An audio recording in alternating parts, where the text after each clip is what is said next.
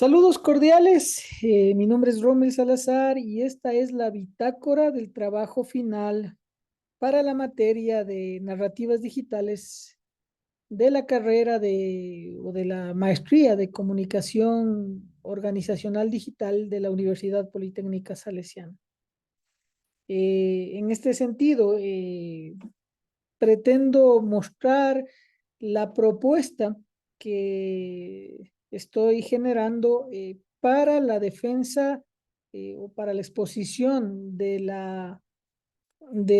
artículo académico que estoy preparando y el mismo que está basado en una de las primeras clases de esta materia que tenía que ver con PowerPoints de éxito, digámoslo de alguna manera, cómo no matar al PowerPoint.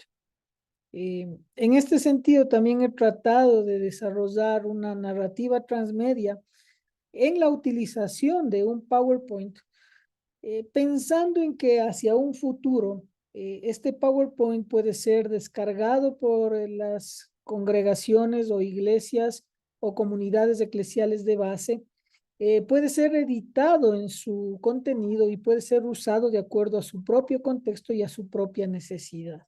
Es por eso que no dejo cerrada la posibilidad de aún seguir usando el PowerPoint como una herramienta de una lógica o de un discurso o de una secuencia narrativa transmedia.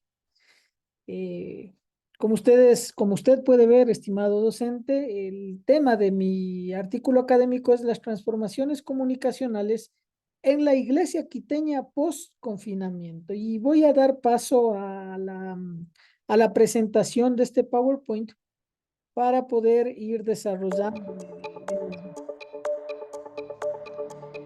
El distanciamiento humano y el confinamiento debido a la crisis sanitaria provocado por la COVID-19 obligó a las instituciones, y entre ellas a la Iglesia Evangélica Quiteña, a considerar el uso de las nuevas tecnologías de la comunicación y de la información para el desarrollo de sus actividades congregacionales. El presente producto pretende sintetizar y difundir las reflexiones con respecto a los usos y reacciones que tuvo este fenómeno para contribuir al esclarecimiento y a la búsqueda de alternativas que permitan a la Iglesia Evangélica encontrar nuevas opciones y posibilidades a través de las tecnologías de la comunicación y de la digitalidad para ejercer su labor. En un formato académico y de defensa de proyecto, pretendo desarrollar esta reflexión a la luz de autores como Walter Benjamin, Bolívar Echeverría y Byung-Chul Han, entre otros.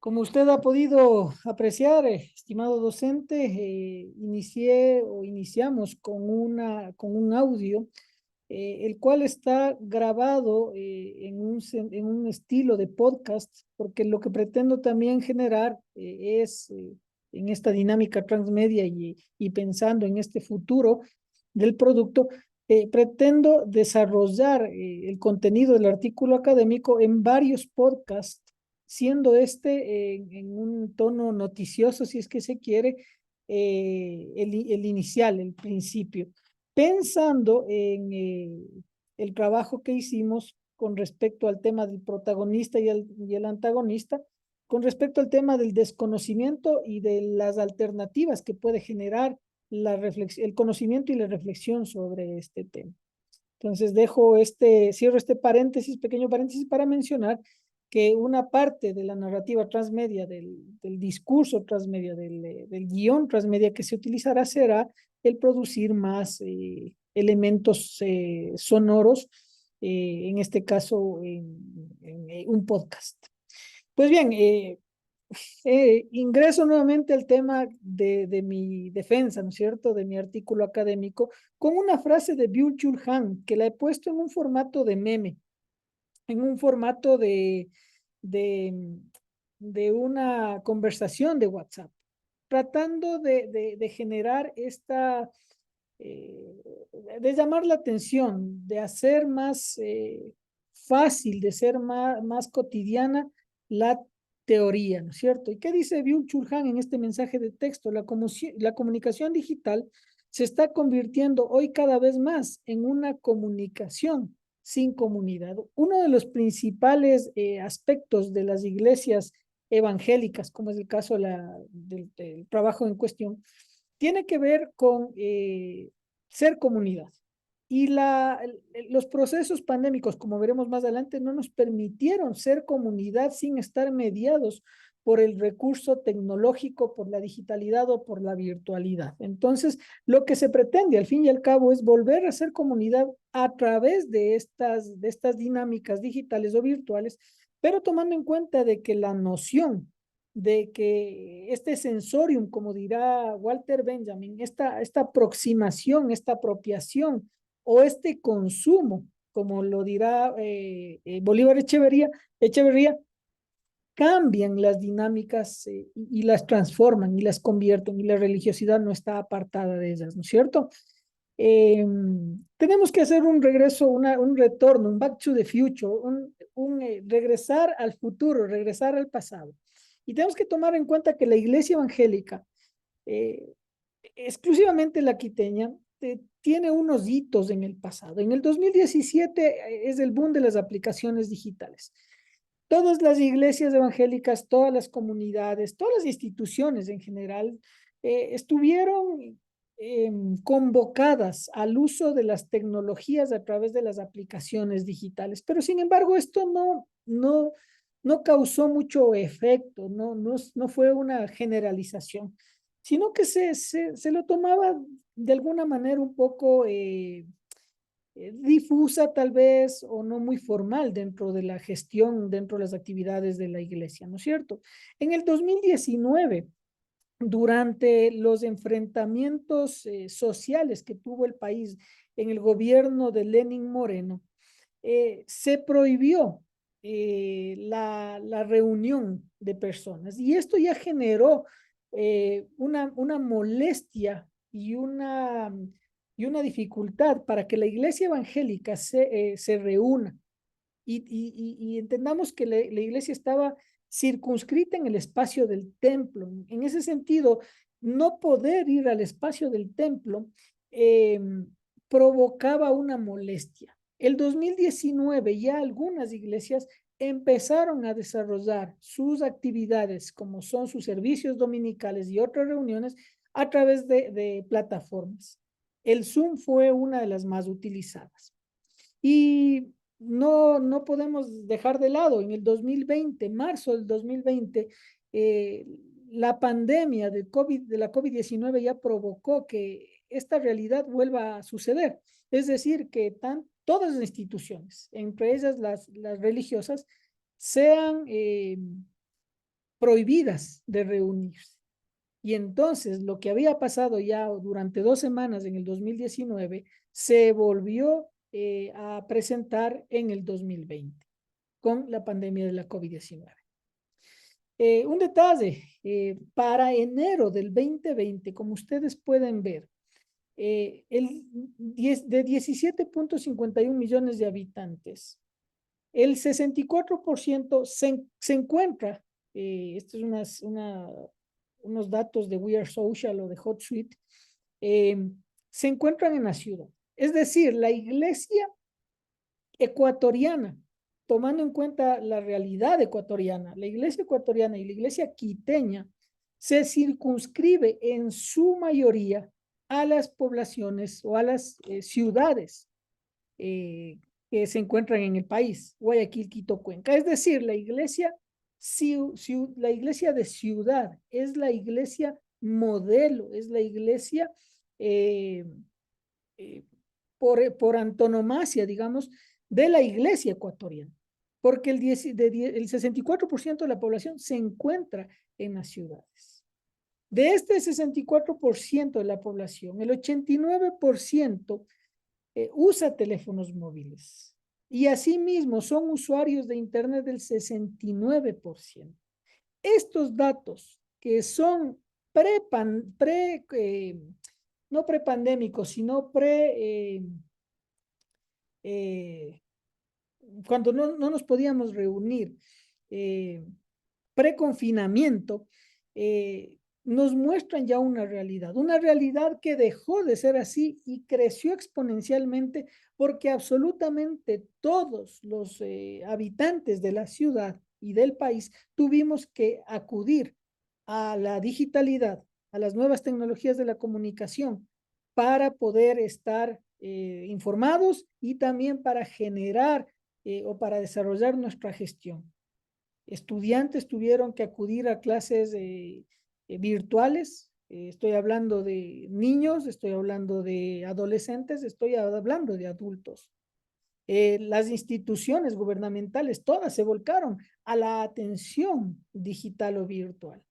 Entonces, esta pantalla, estos datos de enero del 2020, lo único que nos mostraban es que ya teníamos una alta penetración en dispositivos celulares, en incidencia en Internet, pero que esto creció en actualidad o después de que la pandemia nos permitió ya reunirnos poco a poco. En este contexto, 600 iglesias evangélicas existen en el Distrito Metropolitano de Quito. Esos son los datos preliminares del Cuerpo de Pastores de Quito hacia el 2022. 600 iglesias evangélicas en el Distrito Metropolitano de Quito. 80% de estas iglesias no tenían reuniones ni ningún tipo de gestión virtual antes del confinamiento, pero sin embargo, el 90% de este número actualmente cuenta con al menos una actividad virtual hasta marzo del 2023. Nuevamente, me remito al tema de los datos que vimos anteriormente con anterioridad, donde veíamos las lecturas al enero del 2020, cuando la pandemia estaba iniciando.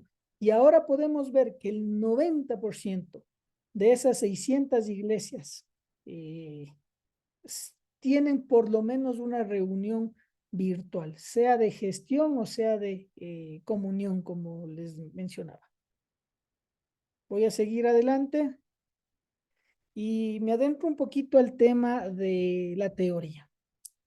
Marc Augé, un sociólogo francés, mencionaba ya que la Internet es un espacio antropológico. Siempre Marc Augé fue el padre del pensamiento de los no lugares.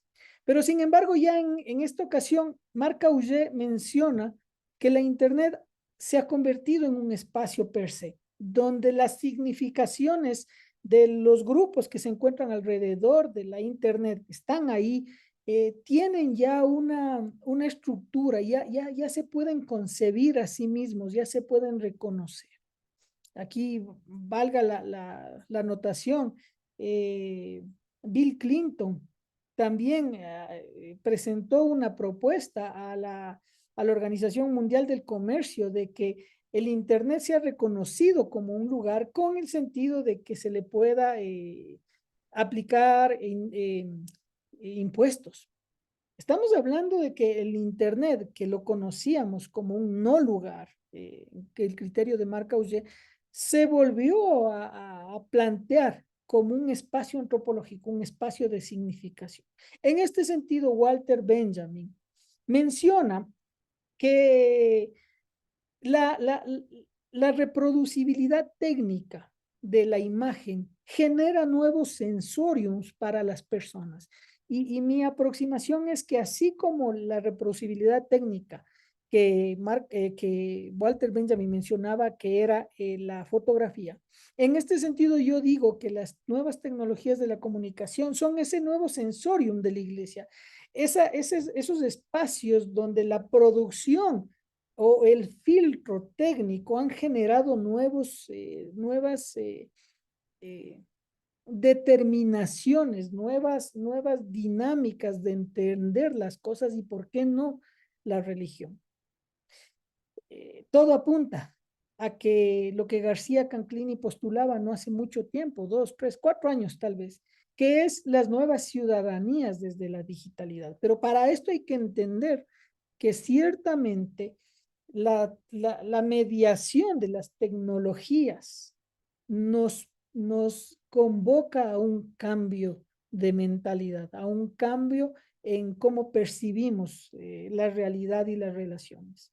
¿Por qué el Cristo trifacial de la escuela cusqueña? Porque muchas veces nosotros tenemos que ver que las representaciones que se nos presentan a través de los sentidos son las que dirá Bolívar Echeverría, proyectar nuestra identidad y reconfigurarla. Esa es la propuesta teórica que yo hago al presente mensaje. Como propuestas, usando el lenguaje digital, utilizando las redes sociales y las tecnologías de la comunicación, vamos a contactar, conectar y acompañar a las personas que están alrededor para crear comunidades, sí, virtuales, pero de potencia, como dirá Lévy, el francés. Es decir, comunidades que a lo mejor empiecen a través de la digitalidad, pero se integren en un modo de vida físico, en un modo de vida presencial, para hacer una alternativa a lo que Byung-Chul Han mencionaba al inicio de esta exposición. La gamificación es necesaria y recordando que este es un proceso de sintetizar un pensamiento, que es el que les acabo de comentar, y de difundir una propuesta. He desarrollado este juego que permitirá eh, hacer a lo mejor un repaso de lo que hemos visto hace un poco de tiempo atrás, ¿no es cierto? Entonces, las iglesias evangélicas, ¿qué será? Son 600 en Quito, ¿no es cierto? La prohibición de reuniones presenciales, ¿cuándo fue? No creo que fue por acá, no fue en el 90%, no, no es Zoom, es en marzo del 2020. La plataforma más usada está por acá, Zoom. Fue la plataforma más usada por las comunidades eclesiales de base o iglesias locales durante el confinamiento. La red social de alcance de la iglesia fue el Facebook. ¿Por dónde estaba Facebook? Tal vez, por acá no la encuentro. Acá está Facebook. La red social de alcance de la iglesia fue el Facebook. Fue una de las redes sociales más utilizadas, si no la más común dentro de la iglesia evangélica ecuatoriana. Los nuevos espacios de conexión, ¿cómo se dieron? Sí, a través de redes sociales. Y por último, el porcentaje de iglesias usando TICs actualmente son el 90%. Esa es una dinámica que está presente en este PowerPoint y que también la podemos expandir de ser necesario incluir nuevos elementos como una página web. La interacción.